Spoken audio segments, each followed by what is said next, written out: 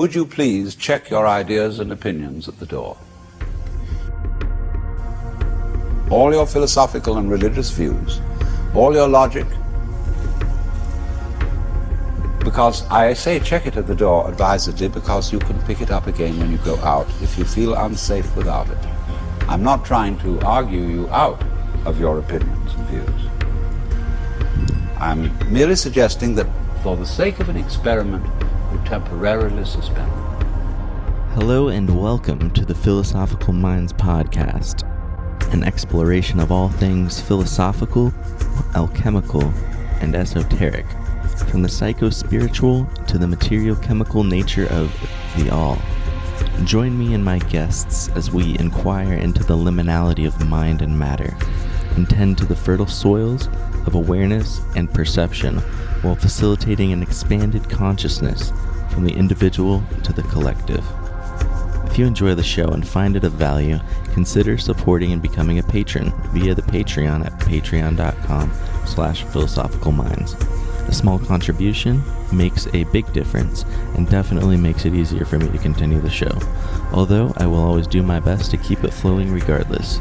Thank you all, and let's get into it.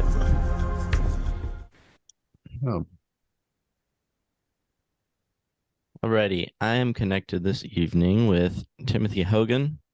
Tim Hogan is a past master of East Denver Masonic Lodge number 160, active member of Enlightenment Lodge number 198. He's a former district lecturer for the Grand Lodge of Colorado, a Knight Templar in the York Rite, and 32nd degree Knight Commander of the Court of Honor in the ancient and accepted Scottish Rite. He's been knighted into the Royal Order of Scotland as a Rosicrucian Knight of Kilwinning. He's an active officer in the Societas Rosicruciana and Civitabus Federatis. He's been knighted as Sir Knight of the East and West in the Knight Masons of Ireland, and is current World Grand Master of the Knights Templar and Templar Collegia. So firstly, it's an honor, privilege, and I'm very excited. I just want to thank you for doing this, first and foremost. I'm happy to be here. Thanks for having me. Absolutely. Before we get into things, is there anything additional, any additional information that you would like to add about yourself or your background for the listeners?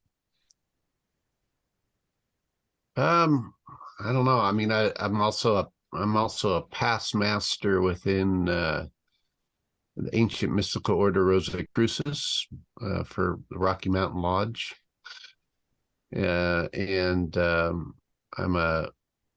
been ordained as a Gnostic bishop, and I was an archbishop actually within a Johannite Rose-Croix line, and I've also been ordained as a Poa Rinpoche within the Bon Tibetan traditions of Buddhism. So I've done a lot of study. Yeah, I'd say so. Over the years, and yeah, that Johannite church. I think you guys have a YouTube channel on that one. I've actually been tuning into that. There's so much good stuff on there.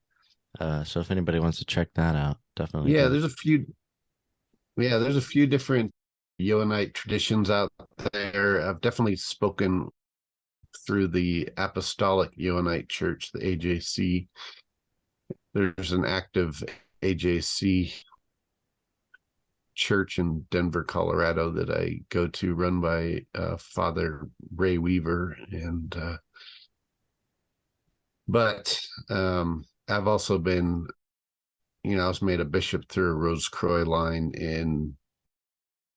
in France, actually. So, and what's the origins of that term, Johannite? I guess I'm not too familiar. Maybe you could elaborate a little bit on that. Yeah, it's just it's Johannite Gnosticism, and it's a Gnostic church system that tends to focus primarily on the Johns of the Bible, in recognizing that they have special significance, not only within the Western esoteric tradition, but within Gnostic Christianity itself.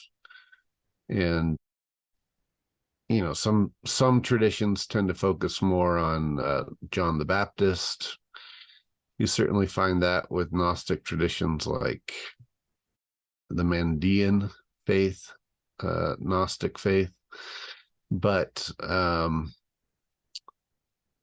the Johannite traditions I practice look at all the different Johns of the Bible, including John the Evangelist, John of Patmos, and recognize them all as symbolically representing aspects of God's consciousness, speaking esoteric truths through.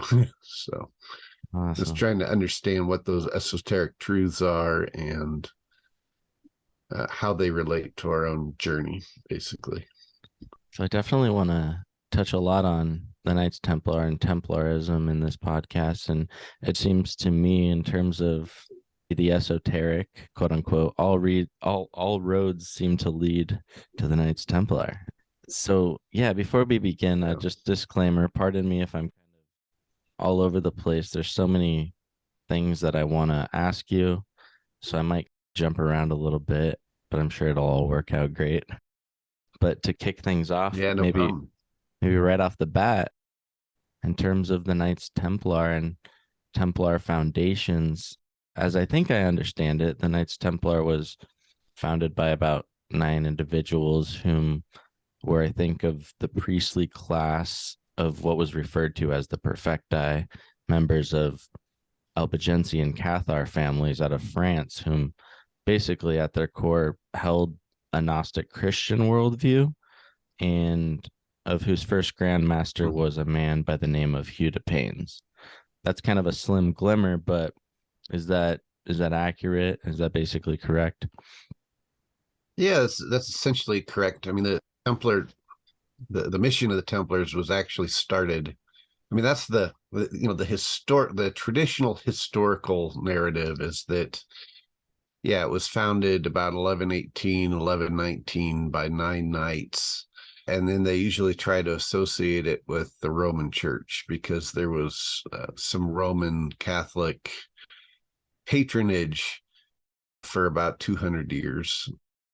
In reality, the Templar Order and the mission of the Templars was started much earlier than 1118. Our records suggest that it really came out of another tradition that was established as early as 1057. By 1096, the orders were given to Hugh de Paynes and Godfrey de Saint Omar to get the Templar work going. And it wasn't until 1118 that they arrived in Jerusalem, and then were ultimately given an area that was referred to as King Solomon's stables near the Dome of the Rock, where they were allowed to set up shop. And because it was near, right there at the Temple Mount, it was referred to, they were referred to as Knights of the Temple of Solomon. It was believed that site was where Solomon's temple had been. But there had been, of course, Albigensian influence in its foundation. There had also been some influences from the Eastern Orthodox Church out of Constantinople at the time, as well as other influences that went into its creation, including Kabbalistic and Sufi, well, at least mystic Islam at the time, and Moorish influence, and also even some Druid influence that went into its foundation. So through different personalities that helped to form it. Yeah, and I believe that I heard you, I think you said it was a man named Michael Selos, as well as Theocles, who had originally initiated Hugh de Paynes. Is that correct too? Yeah, that's correct. Yeah, that was That was in Constantinople. Yeah, just prior to them going to Jerusalem. Yeah, and I don't recall either if Michael or Silos themselves were founding members of the Knights Templar. Were they founders, or when you say that they had initiated Hugh de Paynes, Well, was that into a different order, or? they belong to a tradition known as the Brothers of the East that had originally come out of Greece, had been passing on some Pythagorean knowledge and some alchemical knowledge, some knowledge from the Greek philosophers and some of the Egyptian and Hermetic mysteries. And they had moved from Greece to Constantinople. Michael Silos was known for his writings on everything from architecture to art to alchemy, and he was an advisor to not only leaders within the Eastern Orthodox Church, but also to the kings that were ruling in that area at the time. And he was kind of the head of this tradition that was existing in Constantinople at the time. And when Hugh de Paynes and Godfrey de Saint Omar they had already come out of this tradition in France, and they were told to go to Constantinople to meet with Michael Silos, and that's when Michael Silos, gave them further initiation and the directive to where they needed to go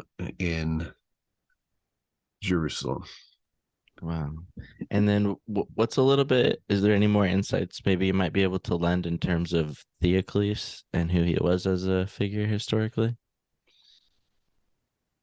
Yeah, Theocles was a patriarch of the Eastern Orthodox Church.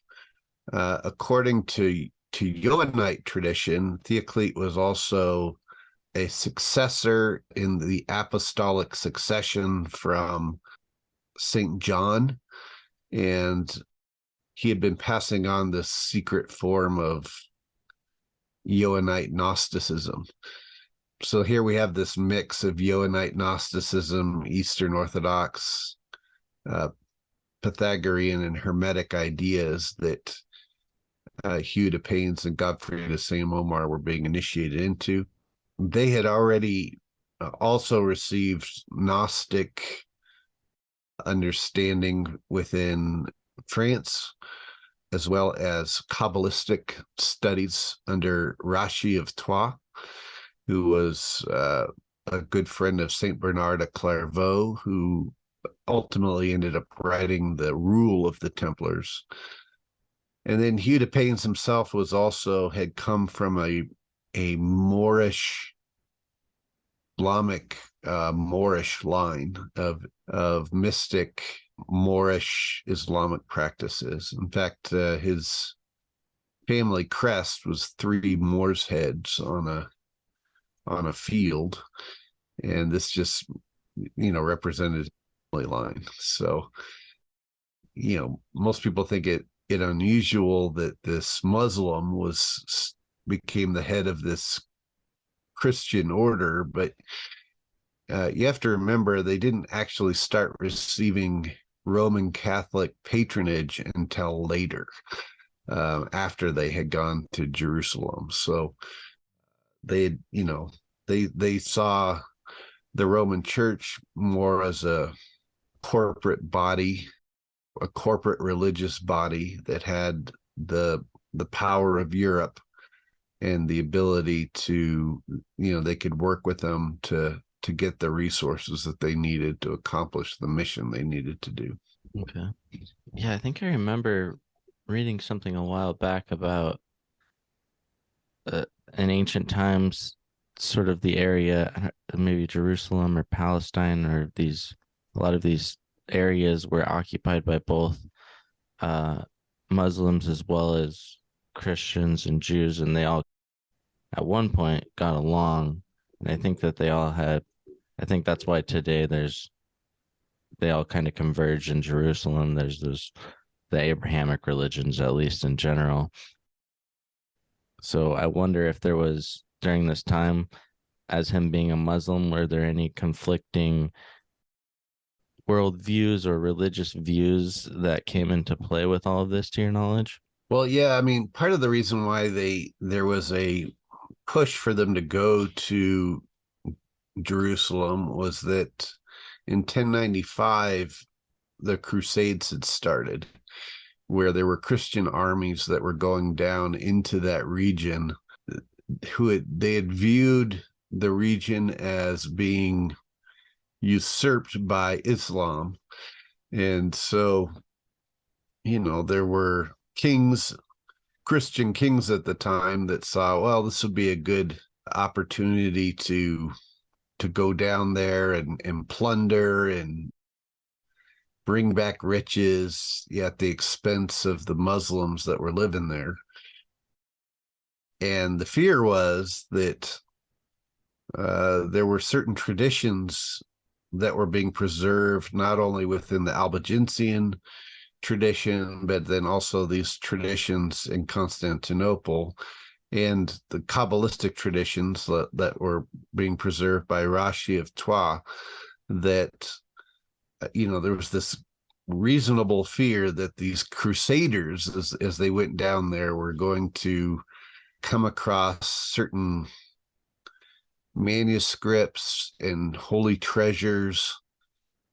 And if they got a hold of them first, then, if these crusaders got a hold of them first, then they would most certainly be destroyed or melted down, or they would fall into Roman Catholic hands and never be seen again. And so that was part of the reason why the Templar Order was founded, was to go down there and get these things. It was also recognized that some of these artifacts were preserved technologies from a previous advanced civilization that had been wiped out in antiquity, what the Hebrew described as the Great Flood, and what the Plato, referred to as the sinking of Atlantis. And that some of these things that were being preserved down there were of great historical and technological value, and so they needed to go get them and hide them again, or protect them before they fell into the wrong hands. Yeah. All right. So because I was going to say, because the Templars were, well, Hugh de Paynes had an Islamic background. His family had an Islamic background. They did set up in the beginning very close relationships with the Muslims that were there in the region. And in fact, there were even fatwas that were issued, giving the Templars permission to reside in these Islamic controlled territories. It should also be pointed out that in Old Norman French, the word for temple is Allah in Old Norman French. So when these Templars were known as Brothers of the Temple in the Old Norman French, that was Brothers of Allah, which of course the Muslims very resonated with. So there was no problems there. That's interesting. All right. So yeah, I got a few questions that kind of come from that. One, not super important, but just out of curiosity, Rashi of Troyes, was his tradition of Kabbalah of a Hebrew, like Jewish origin, or what about that? Yeah, it was. He was a very famous Jewish Kabbalist. Oh, okay. Primarily focusing on the Sefer Yetzirah Kabbalistic text, but he was aware of other Kabbalistic ideas that were in texts that were later published under the Zohar and the Sefer HaBahir, which the Templars actually, that's one of the things that they found, is they were down digging around under the Temple Mount, and they brought them back. They actually brought them back to Jewish communities in Spain to translate and publish for the first time, rather than handing them over to the Roman Church. And what time frame was this about? Oh, this was right after 1118 is when they went down there. By 1130 they had pretty much been digging and found almost most of the things they needed to find down there, and brought them. And they ended up bringing them back to Spain and other places. Portugal. In fact, Portugal was also set up at around the same time. It was set up by Templars as a Templar state initially. One of the things that the Templars were very concerned about from the beginning was setting up a free Templar state somewhere where their philosophies and ideas could be preserved, and they could try to build a new Jerusalem, if you will, where these ideas could flourish. And they tried it a number of different places. Certainly Portugal was one of the places that they set up, but they also tried to influence France and Scotland and in other areas, and ultimately they ended up coming over to North America and trying to set things up in North America as well. All right, cool. So one of the things that you touched on was these ancient technologies, and I definitely want to eventually get into things like that, like revolving around like the Ark of the Covenant and whatnot. But before we do, I wanted to ask you about particular symbolic items that you have as Grand Master. I believe it's the trident. Maybe talk to me a little bit about the significance and its relation to maybe Poseidon and or Atlantis. Sure. So according to Plato, the god of Atlantis was Poseidon, and his symbol was the trident. Of course, we find the trident all over the ancient world, not only in Greece, but also in India. It's called the Trishula in India, but you'll see Shiva having the same trident. And you even find it in the Americas being utilized by the Nahuatl cultures, which the Maya and the Aztec came out of. And of course, of particular interest there is that the Nahuatl, according to their tradition, they said that they had actually settled in the Americas after their homeland had been destroyed by a great flood. And their homeland was known as Aztlan, and which is pretty interesting because that's not too different from Plato's description of Atlantis. So it suggests there's definitely some connection there.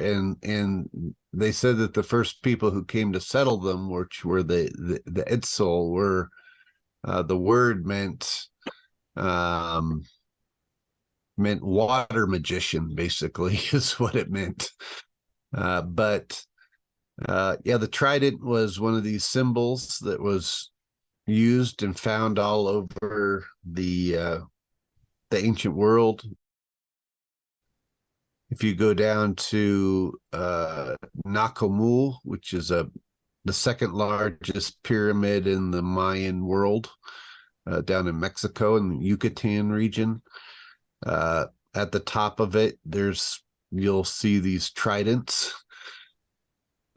They've, according to their mythology, they've since been labeled by archaeologists as falling god.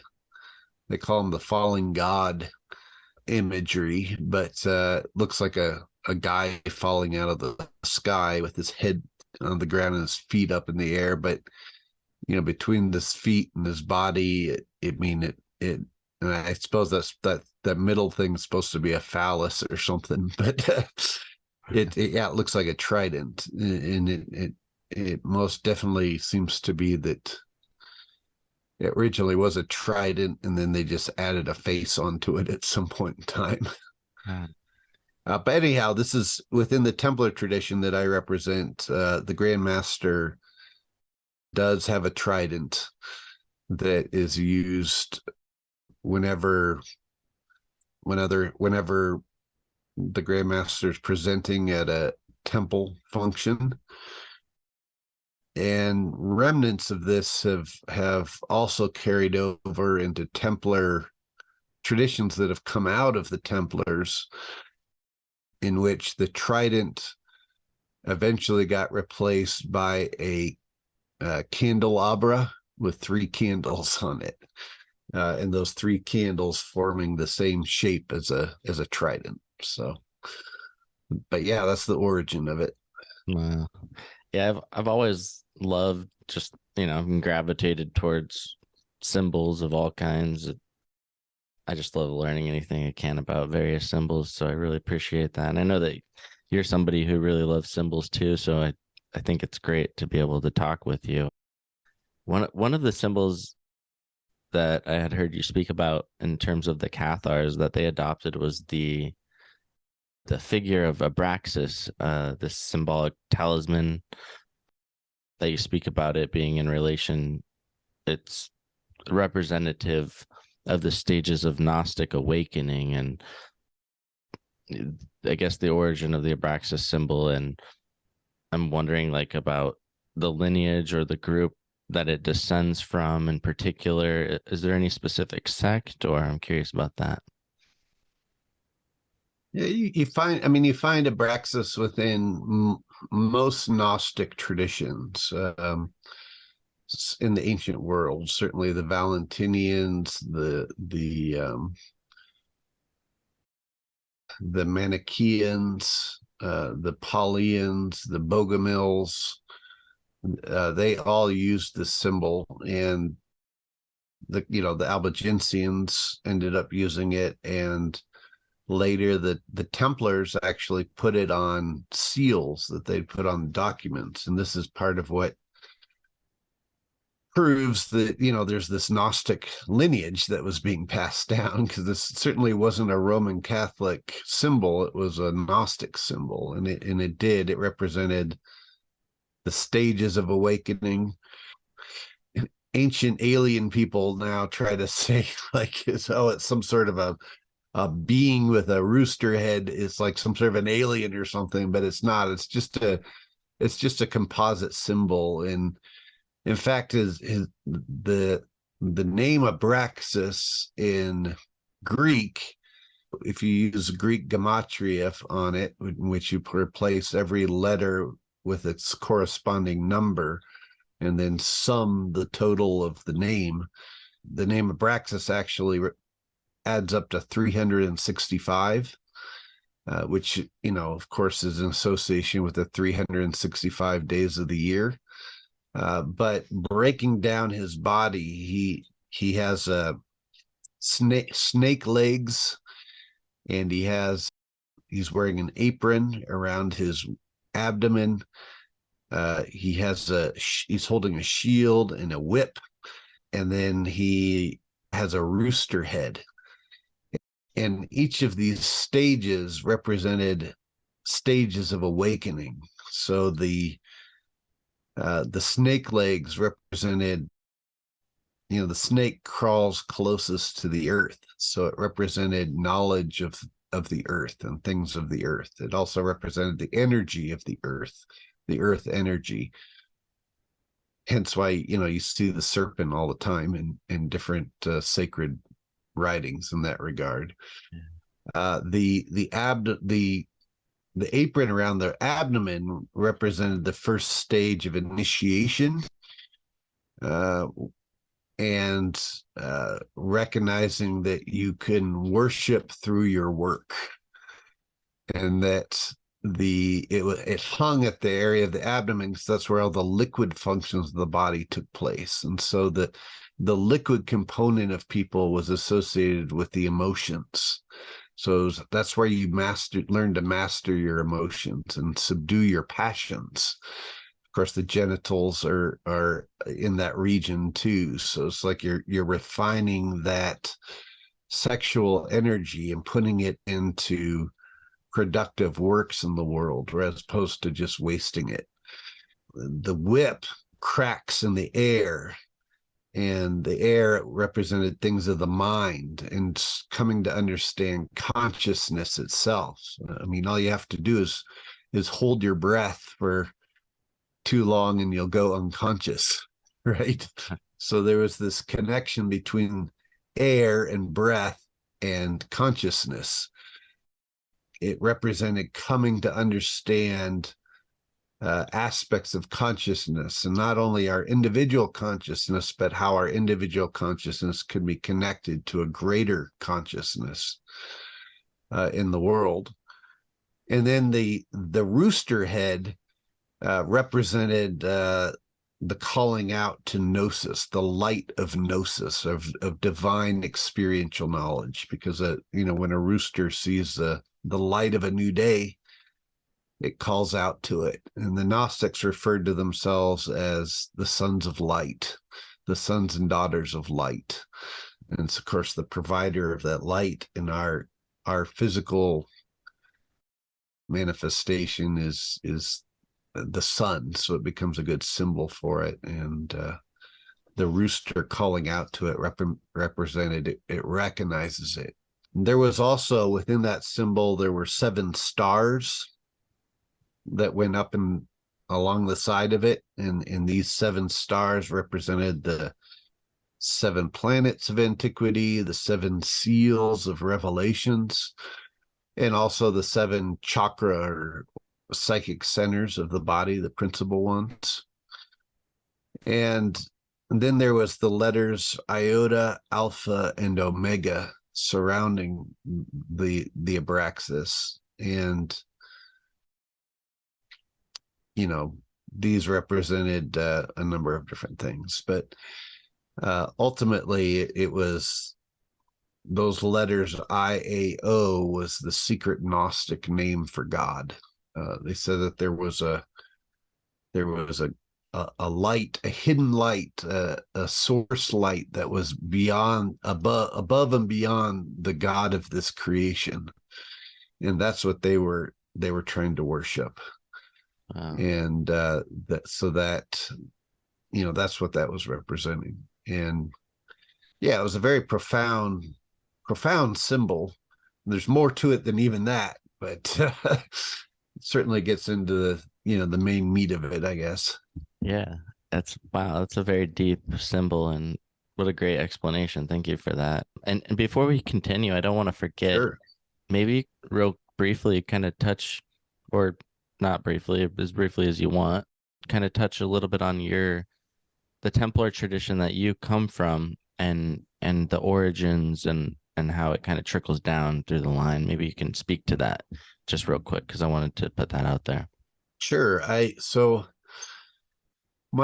come from a number of different Templar traditions. My first initiation within the Templar knighthood actually began at 8 years old.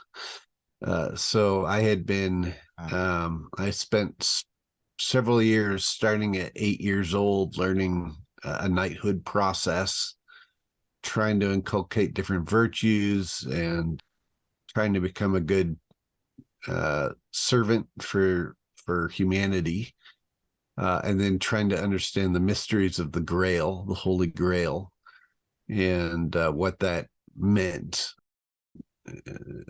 Ultimately becoming a Sir Knight within that tradition. And after that, I went on to receive some other honors. And then I got involved in Freemasonry and certain Freemasonry, and also different Rosicrucian currents, both of which had their own Templar traditions in the higher degrees that I began to explore. And then from there, I was received into a tradition in France of French knighthood. And from there, I moved into the higher levels of leadership. And ultimately, then that also got me exposed to other Templar lineages out there. So there are different Templar lineages out there, and I began working with them. And ultimately, this culminated in kind of a, for lack of a better word, kind of like a United Nations of Templar traditions that goes under the name of the Order of the Temple of Secret Initiates. And I was made the head of the Grand Master of that tradition, where these different Templar traditions come in. And so that hence we have, you know, people from Masonic background, Rosicrucian background, and different Templar lineage backgrounds all kind of feeding into this. We also created the Templar Collegia as a pre-study body to make sure that people had the foundations of, you know, what we feel is the most important, you know, fundamental ideas that they need to understand before being knighted. Yeah. And then also connected with this is a lineage of Martinism that I represent, having been made initiator by Jacqueline Uncas, who was Gerard Uncas's daughter-in-law, better known as Pappas. So, and he's the one who really structured the Martinist tradition back in the 1800s, early 1900s. And so his daughter-in-law, you know, entrusted me with this, along with a brother by the name of Yves Fredboisette and Dr. Ansel Wilson. So, you know, I've been passing on that Templar or that Martinist tradition as well, which we expose members of the Templar Collegiate to prior to knighting them. Yeah. And was probably, I don't know, that may be a bigger answer than what you were looking for. I mean, that kind of that's great. sums it up. That's awesome. How does Raymond Bernard come into play with all of this? Was he somewhat of a predecessor in terms of the Circes International, or was that something else? He was, yeah. So Raymond Bernard was he was the Grand Master of the Order Sovereign du Temple Initiatique, which was one of the one of the Templar lineages out of France. And he set up Circes International originally as a pre-study body, and I studied within Circes International for several years. In fact, I used to be the president of Circes International and run activities here out of the United States. And he was a mentor of mine. He was also a mentor of Dr. Ansel Wilson. And so he was the first person to, well, he passed on his Grandmaster seal to Dr. Ansel Wilson, who didn't want to take that position of Grandmaster. I kind of recognize Dr. Ansel Wilson as a Grandmaster. He certainly did the work, and he was certainly respected and loved as such. But you know, he always looked to Raymond Bernard as his Grandmaster, and that was it. But he's the one who also prepared me after we met with Raymond Bernard to become Grandmaster of that tradition. So I also served as Grandmaster of the Order Sovereign du Temple Initiatique, you know, for a time as well. So, Yeah. All right, cool. Well, all right. Well, I definitely want to talk all about Manna, Mani, Shamana, different, any kind of just different historical records or any and all accounts of Manna and what it is, what's done with it, with in terms of Vimanas, maybe in relation to Solomon, the Ark of the Covenant or Arks. What was Aaron's rod? Because this is kind of like fun, interesting stuff. So I'll let you Mhm. take it away from there. Go ahead. Sure. So mana, like here's some mana right here in this jar, which I don't know how well you can see it, but it's kind of swirling around, and it's this white powder. This particular water, or this particular powder, is suspended in water, in distilled water, which just kind of helps to keep it anchored somewhat, but it's a good way to store it. But the mana is what it really is it's monoatomic elements, platinum elements. And what that means is they are atoms that are in the outer valence ring of the atom is completely captured by the nucleus, and the two outer electrons enter into what's known as a Cooper pair.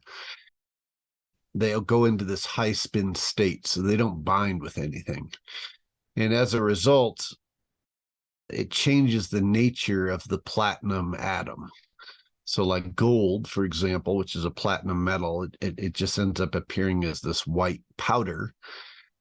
Because it's in this high spin state, it refracts the light, so it just appears as white. It doesn't absorb any of the light, so it just appears as this white powder. And it takes on a nature that is different than regular metallic atoms that are in a clumps in a state where they're binding with each other. It takes on more of a superconductive property. Well, this mana is found in just about everything, but the alchemists figured out there's a secret way to extract it, and the mana, because it's in this weird state, it doesn't react to normal testing the way atoms that aren't in a monoatomic state react. Normally, if you want to tell what a substance, either like a spectroscopic analysis where you subject it to a fire, or you can do like a burn test, or you can do like a chemical reaction to it. We'll see what chemicals it reacts to, and this will give you an understanding of what it is. Well, this doesn't react to any of that. It doesn't show up as anything, which is the whole reason why it was called manna, which in Hebrew actually means "what is it?" is what manna means in Hebrew. Means what is it? So it's describing what it is, because it doesn't react. This manna, platinum metals can be converted into this monoatomic state, and there is an alchemical process for how to do that. Certainly, it's alluded to in the Torah when Moses burns the golden calf into a powder. That's what he was doing. He was converting it into this monoatomic state alchemically. But you can also extract it out of things, in particular, vegetable matter. There are certain plants in the Dead Sea region in particular that have high concentrations of this manna. And that's probably what was being alluded to when Moses also witnessed God as a burning bush, because you have to calcinate down the bush in order to extract the manna out of it, these monoatomics out of it. it's also can be found in animal matter. Some people believe this is really why the Jewish priests demanded these burnt animal sacrifices in the Bible. What they were really doing was extracting the manna out of the ashes of the animals. It was also baked into bread, and so most people in the Jewish tradition are familiar with associated manna with bread because it was baked into the bread, or the shewbread. And in fact, even Solomon, it's described that he used to receive 666 talents of gold a year in exchange for bread. Well, this number 666 was a number of transformation. It had nothing to do with the devil. And what it was saying is he was transmuting the gold into this manna bread, into these monoatomics. So this was a great alchemical secret, and it was also realized that this not only did the substance have healing properties, but it was superconductive, and put in the right conditions, it could produce a tremendous amount of power. And so one of the treasures of the ancient world was these Arks of the Covenant. And and I say Arks because there were multiple Arks. They're found depicted on the Egyptian temple walls in places like Dendera and other places around Egypt. And they were, these Arks were basically like capacitors, electrical capacitors that would build up a tremendous amount of static electricity and would discharge it through the garland. Well, the Bible also tells us that they put manna in the ark. And so if you put this superconductive substance inside an electrical capacitor that's building up static electricity, it's going to build up a tremendous amount of electricity. And that's in fact exactly what it did. And it was described that you couldn't even touch the ark because it would electrocute you. I mean, the Bible just says that it would kill you. It didn't go into it didn't refer to as electricity, but this is what was going on. And this, of course, is what also was the benefit of Aaron's rod, which was just this rod that was a grounding rod. You could put the rod into the ground and let go of it so it falls on the ark, and this would cause that electricity to dissipate into the ground. So then you could open up the lid of the actual ark. So this was one of the great secrets in the ancient world.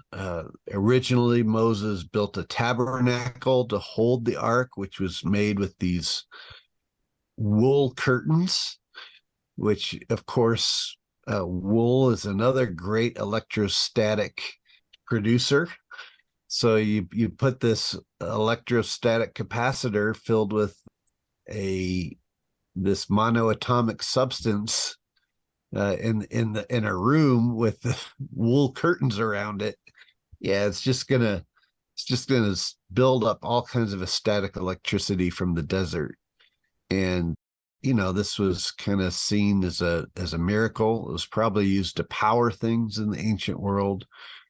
It is our belief that originally one of these was put inside the Great Pyramid in the so-called sarcophagus in the king's chamber. What it was used for was just electricity in the region, not unlike what Nikola Tesla was trying to do with his Wardenclyffe Tower.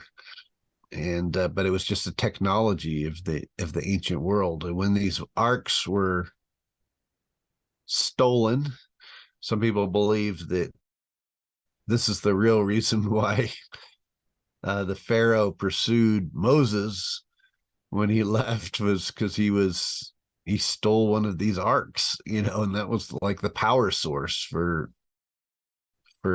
Egypt, and it was one of the literal things of authority for the rulers of Egypt, and so taking it was a real problem. But one of the other interesting things about this Manna, this monoatomics, and by the way, the Egyptians referred to it as mifkuts, which is sometimes mistranslated as turquoise, just because an abundance of it was found in this region of Egypt where there was a lot of turquoise. But it was actually this white gold powder, and there's in the treasure house of Tutmosis III, actually at Luxor, is recorded the different treasures of Tutmosis III, and in it shows these different cakes, and it shows these arks, and it refers to the cakes as white gold, which is of course what this mifkuts or this manna is. So it's there, it's all the pieces are all there for it once you put it together. But this was one of the things that the Templar order was concerned with, was finding these arks and getting them out of the different areas and preserving them. With that being said, I was always curious because I think in the biblical account it talks about the 10 Commandments being stored inside the ark, and what's your thoughts around that? Like, what is there some purpose to that, or what's up with that? Yeah, I mean, it was probably like it's a good security device, right? Because you can't touch the ark without getting shocked to death unless you know the secret of how to turn it off. So it was a good place to store these tablets. But even beyond that, when Moses came down from the mountains, he actually had two sets of tablets. He had on one, he had the commandments, and then he had these other tablets that were known as the tablets of testimony. According to some traditions, they believe that the tablet of testimony was actually the emerald tablet that was associated with Hermes. This emerald tablet provided the alchemical instruction for how to manufacture and extract these monoatomics, this manna. Interestingly, there is a process you can do with copper where you convert it into a copper acetate, which ends up, and then if you crystallize that, it ends up looking like emeralds. And so you can actually create a mold to create this copper acetate tablet that would have looked like an emerald tablet. And from those crystals, you can actually heat them up and separate certain oils from them, and from those oils, you could actually separate these monoatomics. So it was a way of extracting monoatomic copper in that regard. And so, it kind of would make sense that it would be stored in the ark along with these commandments, which probably came from the 42 negative confessions of Mott from ancient Egypt. Yeah. So it's my understanding that currently in modern day, there are various Templar commanderies that house these arks that have been accumulated over time, essentially. Is that correct? Well, what's happened is the arks were, to our knowledge, there were 10 main arks. There may have been more, but just from what we've seen from the Egyptian walls and what we've found, there seems to be, and where we believe certain arks continue to be that haven't been dug up yet, we believe that there are 10 main arks, and 6 of which are in our possession at this time in vaults, hidden vaults, just being preserved until a time when people are ready to understand them for what they really are, and that they can be used to the benefits of all people, of all religious backgrounds, and in a responsible manner that protects the freedoms of all people, and not as a weapon of a sectarian weapon of one political party or one monarch or one religion against others. And I don't know if we'll ever get to that point, but it's certainly, that's certainly what we're working towards. And you have to remember, the manna was stored in the ark, and then Solomon built Solomon's temple to store the ark with the manna in it. So the entire purpose of Solomon's temple was to store this, one of these arks at one point in time in history. And yeah. What are your thoughts on, I think you kind of did touch on this a little bit with like the purpose of the pyramids, and I'm sure there's multiple purposes and functions because there's so many different pyramids across and around the world. But like I'm pretty sure, for example, some are linked with like sacred springs. I learned from like Graham Hancock's work. Others maybe astrologically or astronomically aligned. Maybe they're time markers. Maybe some are initiatic chambers. Maybe some are energetic points or ley line kind of crossing points that facilitate particular energetics and whatnot. But as far as you're concerned, what are some of the certainties in your understanding in regards to like the original intentions for many of the pyramids throughout the world? Just feel free to kind of like give any examples or go any direction you want with that. Sure. I mean, I think they started out as observatories of certain planetary and astrological alignments. They were built in stages. They were built on specific locations around the Earth. We recognize it as what we refer to as a world grid, so like a network. And I believe that originally, and this we're talking going back to the belief that there used to be a very advanced civilization that got wiped out in antiquity. But the part of its use of these at one point in time was they were all basically like power stations to broadcast electricity around the planet to power things. But because of how they were spaced out, this also helped with the growing of crops. There's a interesting thing that happens with when you have static discharges and such near crops, that it produces natural fertilizers in the soil. It just kind of helps maintain not only the weather but the growing around the planet. And it was probably used to just generate electricity to power things. After the collapse of that world grid during what we believe was the Younger Dryas cataclysm event, that power system was shut off, and the arcs were moved or melted down, or in some cases hidden. These pyramids continued to be taken over by later cultures that used them for different reasons. But one of the uses of the pyramids have also been as initiation centers.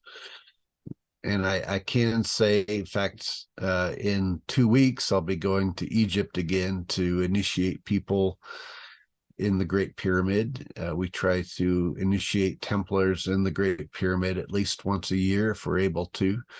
Sometimes if there's an unrest in a region, in the region through political uprisings or whatever, we're not able to do it. There was about a 10-year period after the Arab Spring where we weren't able to go in there, just because things got too chaotic. But we still try to do it. And some of the pyramids, like the Great Pyramid of Giza, is in the exact center of all the land masses of the world, and so there's this tremendous energy that's focused up through there. That helps to facilitate certain metaphysical processes that take place during the initiation, which are designed to be transformative for the candidate going through it. And with the hope that after they go through this, not only do they have new information downloaded into their consciousness, but they no longer have a fear of death, because they know that there's a part of them that exists beyond this physical body that can remain conscious. And when you no longer have that fear of death, it really can motivate you to make a lot of great change in the world and stand up for human rights and other things that tyrants don't like. So, yeah. In fact, should be pointed out that one of the earliest Templar documents is the book Parsifal by Wolfram von Eschenbach. And in that book, it refers to Templars as the guardians of the Holy Grail, and it says, if any Templar should become ruler of a foreign people, let him ensure that they are given their God-given rights. Well, this is the first time in history it's even suggested that people are born with God-given rights. Up to that point, people thought that your rights just came from the church or the king. So the fact that you have inherently within you God-given rights, of course, this became the foundation of later democracies that the Templars helped to fight for and to establish around the world. And documents like the Magna Carta and the Bill of Rights, and these were all created by Templars who, trying to ensure that people have the freedoms and the rights of self-exploration and consciousness development. Wow. So, and if you've gone through an initiation experience where you no longer fear death, it makes it easy to fight for that type of thing. Definitely, I'd say so. Well, I previously mentioned the name Graham Hancock in relation to kind of pointing out some of the things that I learned from him in regards to the springs within some of these pyramids, and I thought it's important to mention, just so that many people can be familiar, because a lot of people are familiar with him and his work, and what an amazing job that he's done kind of resurrecting a lot of ancient truths and kind of bringing them into the forefront of society. I think that it kind of shows the beauty and the level of impact that Templars have kind of behind the scenes, and modern day example with the virtue of developing these strong global networks and relationships in and around certain sacred sites within the world. And it really lends freedom, and it lends a helping hand to these guys like Grant Hancock that are out there doing these works and this deep research. And he's just gaining such great traction, bringing an amazing research to the forefront and whatnot. But yeah, it's made possible thanks to a Templar presence and Templars establishing roots. You yourself, Tim, I think that, you've quietly been able to help facilitate and get some of these individuals into specific areas to do their work and further facilitate this discovery of knowledge. I think it was one example, Baalbek, Lebanon, if I'm recalling. Is that correct? Yeah. Yeah, we had when Graham was putting together his book Magicians of the Gods, he needed to get into Baalbek because about a third of that book is just on the mysteries of Baalbek. And unfortunately, the region of Baalbek, which is amazing, I mean, the ruins that are there are unbelievable. But that whole region is controlled by Hezbollah, which is the United States State Department considers a terrorist organization. And they pretty much control that whole region, and their reason for being is basically to fight Israel, and it's a very intense region. So, when Graham needed to get in there to do study, he really needed people in the region who could not only negotiate with Hezbollah should there be any problems, but wouldn't could just get them in there. So that's how we say. And we did have Templar brothers and sisters who are also of the Druze faith, the Tawhid Muhaddin Druze faith, which are a Gnostic tradition in the region. But they were also Templars, and so I was able to contact them to help get Graham into Baalbek without any problems, so that he could do those studies and not be disturbed by Hezbollah. And interesting, they were able to also get myself and Robert Bauval into Baalbek in the same, just prior to that. Graham had asked Robert Bauval to check out some things in Baalbek. Robert Bauval and myself were both lecturing at the American University in Beirut together. And then we went over to Baalbek, and we were able to count on our Templar brothers and sisters, and who were also Druze, to get us into that area to do that research that needed to be done, and then report back to Graham, who then was able to go in there later on to confirm it and write about it. So, yeah, that's just one example. Of course, Robert Bauval, he's most known for his popularizing the theory that the three stars of the Giza Plateau, or the three main pyramids of the Giza Plateau, were aligned with the three stars of Orion's belt. When that could have taken place, suggesting alternatives to when the foundations of those pyramids could have been laid out. And Robert Bauval was also my outer guard when I was doing initiations in the Great Pyramid back in 2011. So, the people who care about these things, all try to kind of work together. And the Templar Order tries to protect and perpetuate the people who are doing this research, many of whom are Templars themselves. And the important thing is getting the information out there and to the public, and so that they can understand there's much more going on and has been going on in history, and that the same cataclysms that have fallen humanity in the past could absolutely happen again. So we have to preserve this knowledge as best as we're able to. Absolutely.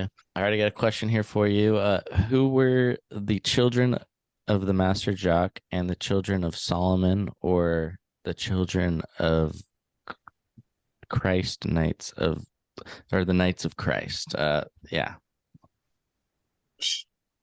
Sure. So the children of Solomon, the children of the Master Jacques, were the two bodies of the companions who built the cathedrals of Notre Dame of France. So those Notre Dame cathedrals were all built by these building guilds, and the two main, generically, they're referred to as the companions by most historians, but it's actually broken into two different guilds. One is called the Children of Solomon, and the other is called the Children of the Master Jacques.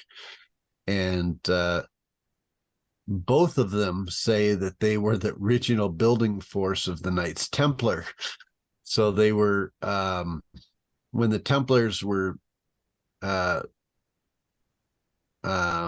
active and still under Roman Catholic patronage, one of the things they did is they built churches and cathedrals and everything else around Europe.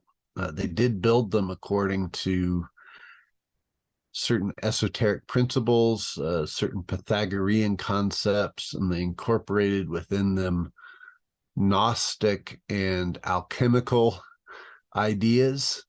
And they laid them out across the landscape.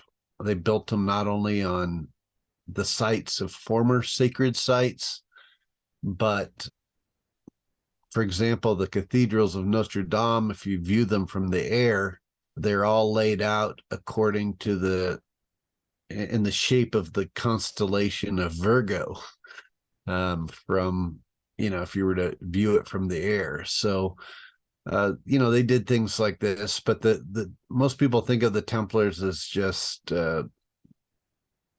Crusader knights, which, nothing could really be further from the truth. I mean, they had entire building forces, they had sea captains, they had bankers, they were a multinational corporation under the Roman Church at the time who didn't have to answer to anybody but the Pope.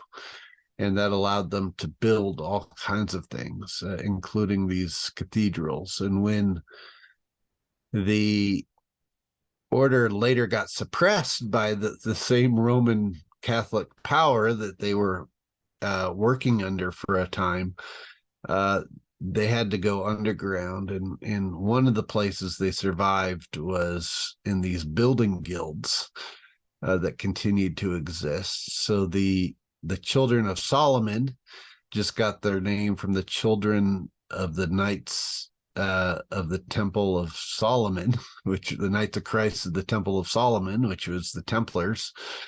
And the children of the Master Jacques just got their name from Jacques de Molay, who was the Grand Master who was burnt at the stake. So this was, this was one of the, the secrets of those traditions, the secret histories of those traditions.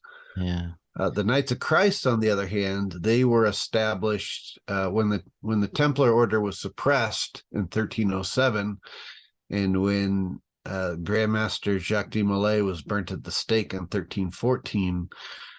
The Templar order continued to survive in Portugal because they had originally set up Portugal as a country. They'd set it up as a Templar state. And so the political thing to do in order to survive and still try to work within the system that they had to in Europe was just to change their name from the Knights of the Temple to the Knights of Christ. So they just changed their name and kept operating as they had been before under the Portuguese monarchy. And they continued to do their explorations of the New World and of the Americas and other places like that from Portugal. Yeah. So within the Knights Templar, historically or modern, is there a consensus view on the figure of Jesus Christ, at least the common biblical Jesus that most are familiar with? Is there like a common view on kind of his whole purpose or his whole message or him as a person, or maybe anything along those lines? I'm just curious, maybe in terms of Templarism or how you yourself view that figure. Mm-hmm. Sure. I mean, according to the Templar tradition, the original great exemplar of the tradition was meant to be John the Baptist, who was the initiator of Jesus. And unfortunately, John the Baptist was killed, and the story says he was beheaded. So then Jesus took over this responsibility, and so Jesus within the Templar tradition is recognized as the great exemplar. And so you have to ask, well, what was he exemplifying? And the idea was that he was exemplifying what was known as the Christos.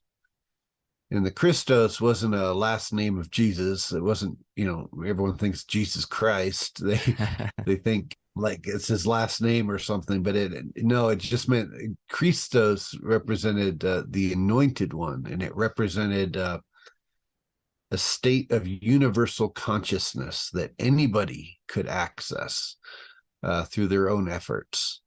And this is where Gnosticism and traditional Roman Catholicism really split, because the Gnostics believed that anybody through their own efforts could attain this awakening to divine experiential knowledge and embody this universal consciousness that was known as the Christos. They believed that the second coming of Christ had nothing to do with zombie Jesus coming back from the dead, but it had to do with us all individually embodying this universal consciousness, awakening to this universal consciousness. So, and that because the sacred, what we refer to as the sacred flame, the source of the divine, is within everybody, anybody can access it. You didn't need the intervention of a priest to get to it. Priests within the Templar tradition were more just like guides to help you waken up to this yourself. But they didn't believe that priests perform sort of magical rite that'll help you get into heaven. The priests weren't intermediaries between you and heaven, like the Roman Church set themselves up as. So this was one of the challenges. It's part of the reason why there had been at different times in history some conflict between the Roman Church and the Gnostic traditions, because the Gnostic traditions were bad for business within the Roman Church. Because if you didn't need a priest to get to heaven, then what's the point of why would you give your money to the Roman Church? Mm-hmm. So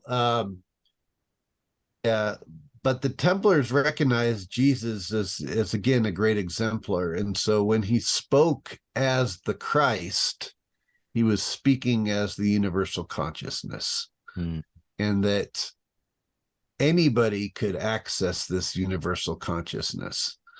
So the Templars didn't really worship a man named Jesus. They saw Jesus as a brother or as a fellow initiate who had simply done the work and gained the wisdom to access this universal consciousness, and that he had gone through the initiations that helped to awaken his consciousness to this realization, and that the Templars believed that they could also provide these initiations and pass on this knowledge to so that anybody through their own efforts could also wake up to this universal consciousness. Yeah. So it's kind of like it's similar to like in Buddhism, where anybody can become a Buddha. It just takes discipline and empowerment and motivation. Well, that's the way the Templars also viewed Christianity, true Christianity, and they believed that Jesus was an exemplar who had gone through this process and was pointing the way for us to also experience it ourselves. Yeah. Just like Buddha was pointing the way. I definitely feel like I resonate with that perspective. One thing that has always been a little confusing for me is this notion of when people say Jesus died for our sins. I don't know how to quite take this, and I was wondering, what do you think about that? For me, it's always been a little bit confusing. Does it make sense for you, and how do you kind of make sense of that whole notion or interpretation yourself?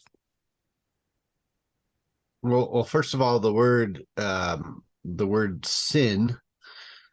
I mean, the word sin itself, was an ancient Babylonian name for the moon god, but the Greek word for sin, from which the New Testament was written in, the word was actually an archery term, and it meant to miss the mark. That's all it meant. So when you sinned, it just meant that you took a shot and you missed the target. Doesn't mean you were going to hell. It just meant that you missed the target and you need to take another shot. So that was number one. Number two, at least from a Gnostic perspective, heaven and hell were states of consciousness that we can experience now in this life while living, and that those states of consciousness exist independent of our physical bodies. So we can experience them now within our physical bodies, but we can also experience them outside of our physical bodies after we die. But the idea of Jesus dying for our mistakes, shall we say, our bad shots that we did, from a Templar perspective, was the idea that we have to die, our lower self has to die so that our higher self can awaken to gnosis, or divine knowledge, this universal consciousness, the Christos. And so what it was saying was that Jesus had his lower self had died, and he had awakened to this higher self, and he was showing the way for us all to do that, so that we no longer miss the mark when we take our shots in our lives. It wasn't that like he, I think modern Christian churches interpret it as that he, because he physically died and then rose from the dead, it gave us the, this forgiveness for our mistakes that we've made, so that we could go to heaven too if we believed in him. That's kind of how they interpret it today. You do the crime and Jesus does the time for you.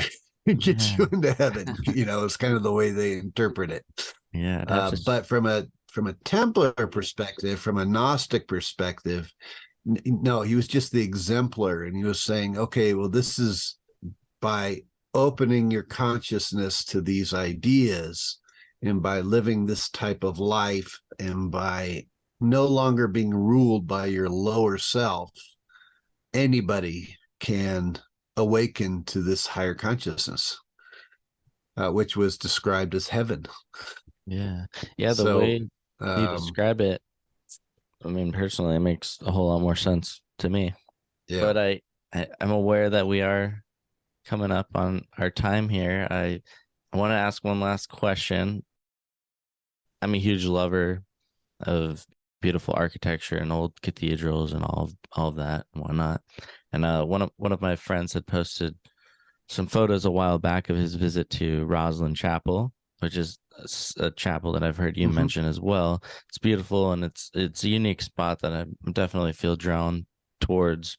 Maybe talk to me a little bit about what you found in regards to the sort of cymatic connection between Roslyn Chapel and some particular Templar site in Istanbul, and what is significant about this. Yeah.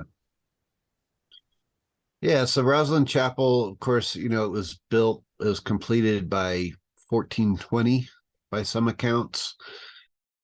There are lots of things carved at Roslyn Chapel. I mean, it's a beautiful chapel.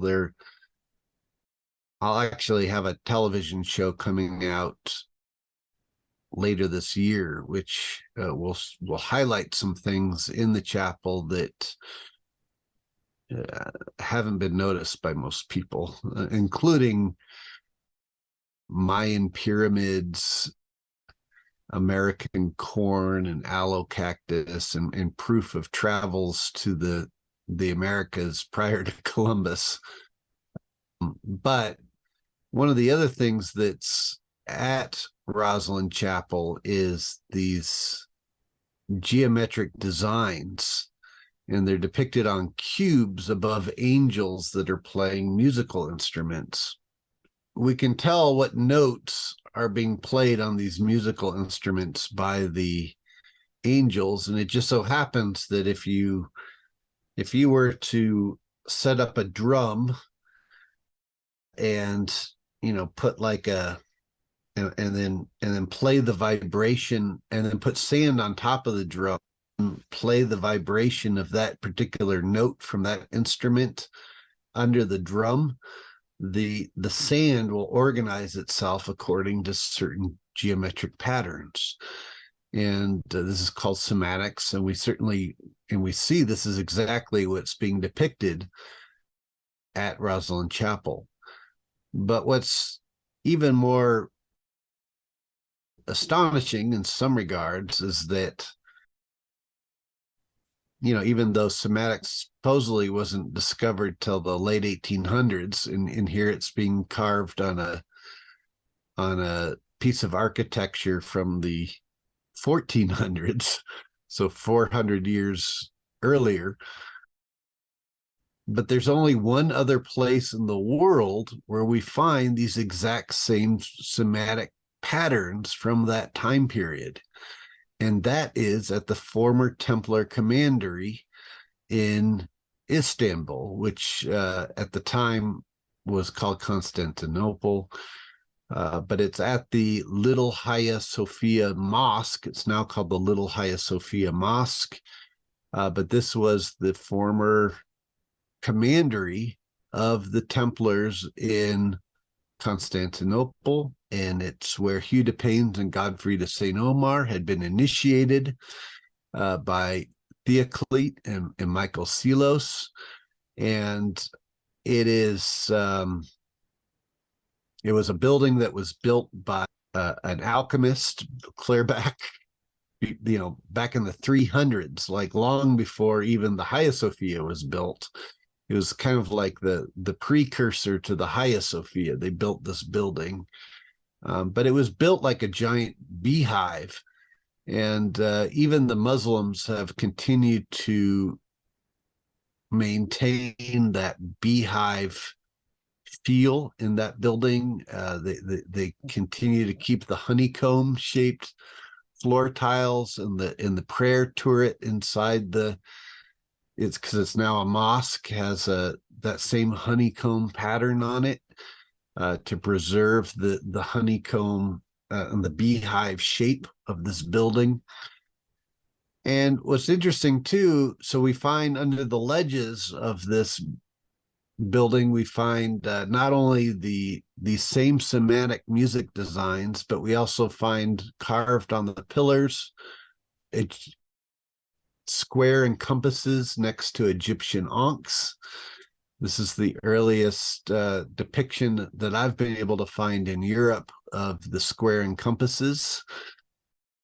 and it's next to an Egyptian Ankh, which is kind of interesting. Again, pointing to this connection that the Templars were, studying from their travels in Egypt, their studies in Egypt, and preserving this knowledge. But they took those same designs and they incorporated it into Roslyn Chapel, which has the earliest functioning beehive in architecture on the roof of Roslyn Chapel. And then they put these same semantic designs within the chapel itself. So in my opinion, this is just one of those proofs that links Roslyn Chapel to the Templar order. And there's some historians that'll say, oh, there's no real proof that there's a connection between the Templars and Roslyn Chapel. Well, this is the proof, because if you find these things in only these two buildings in all of Europe from the same time period, within the same 200-year period, it's clearly one influenced the other, and both had Templar influence. So yeah, it shows that Templar connection. Wow, that's amazing. Thank you for that. Yeah, well, I could literally talk with you forever, obviously. Maybe we'll have to eventually go deeper on maybe some Rosicrucian or Masonic roots. I want to get into the Hooked X, the Neometria, the Vatican Templar connections, kind of when Napoleon, I guess, moved the Vatican, all kinds of different stuff. But are there any, before we sign off, are there any last messages that you'd like to leave off on, or leave the audience or the listeners on? Anything at all? Kind of feel free to say whatever. Yeah, I mean, I think the only other thing that I'd like to stress is, there's been this fascination in the last few years related to the Templars, and this focus on the Templars' obsession with Mary Magdalene and Jesus, and this idea that they were married and had children, and this was one of the secrets of the Holy Grail. And of course, Dan Brown made a fortune off of this idea. But and while there may be something to that, while there is something to that, that's not the real beauty and secret of that. It should be pointed out that as I mentioned before, Jesus represented the Christos. He represented the embodiment of the Christos.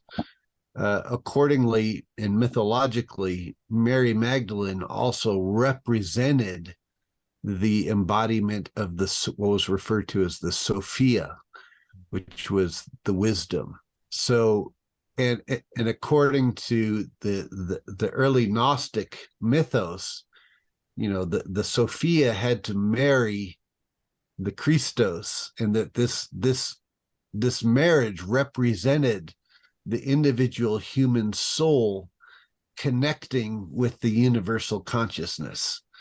And this is something that takes place in all of us, or can take place in all of us.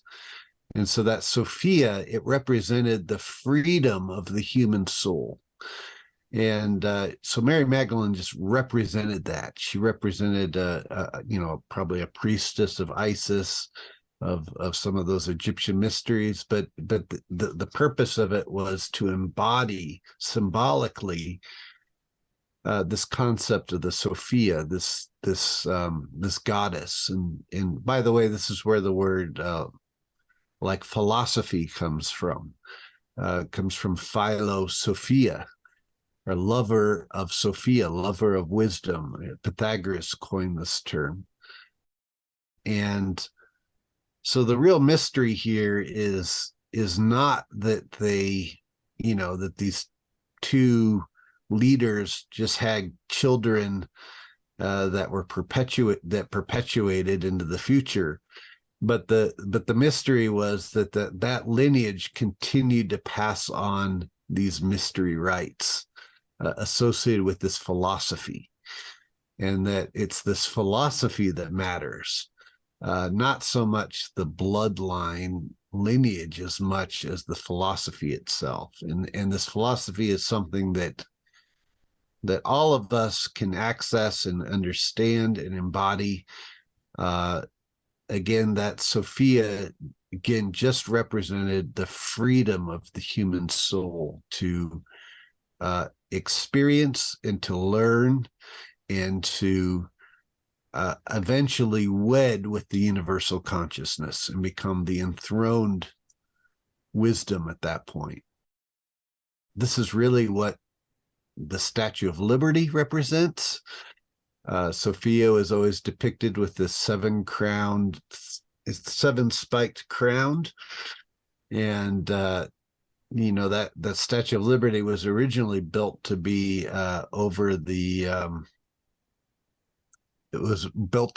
erected in Egypt, actually, over the Suez Canal. But instead it was given to the United States of America, to represent the freedom that the country should stand for, and the breaking of the chains of ignorance. And if you look at the feet of the Statue of Liberty, you'll see those broken chains.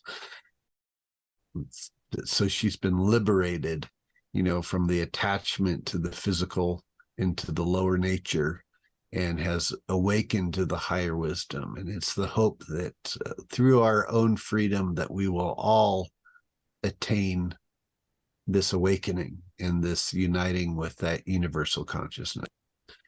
And Templars have always tried to preserve and protect that ideal, and we've done it in the past, and we'll continue to do it in the future, God willing. So, inshallah. So, yeah. Amen to that. Yeah, wow. It's such an excellent point that you've made. I couldn't agree more, especially with the notion that, we often become so fixated on the particular individuals, and, even with Jesus, whether he really existed or not, or John or Buddha or any of these representatives of enlightened individuals, bodies die. Corporeal existence by its very nature deteriorates and dies, but the ideas and the philosophies, they live on, and that's where the true value is. And so I just think that was such an important point that you made, and I really greatly appreciate this. I appreciate your time. Is there any last links or any directions, anywhere that you would want to point anybody towards? Well, I would just say if people are interested in, pursuing these ideas more, they can certainly look into the Templar Collegia. It's, the best way to get to it is through www.templarcollegia.org. And, you can begin some of the pre-study of some of these ideas if it resonates with you. So. Excellent. Beautiful. Thank you so much. Until next time. Appreciate you. Great. Thank you so much.